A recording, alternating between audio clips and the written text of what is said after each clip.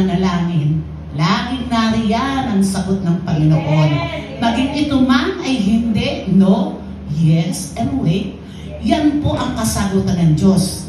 Kung bakit no? Kasi alam niya, hindi magandang mangyayari kapag binigay niya yung kagustuhan mo.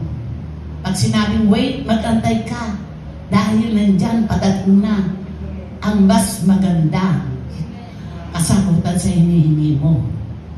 Kaya wag po tayo manghihinawa na laging manalangin sa Diyos, malinisin ang ating puso't kaisipan.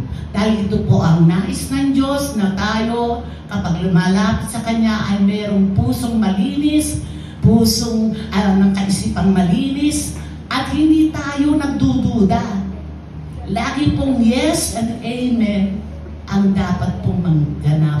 Dahil ito po ang nais ng Panginoon. At Kanyang ipagkakaloob ang lahat ng ating mga pangangailangan.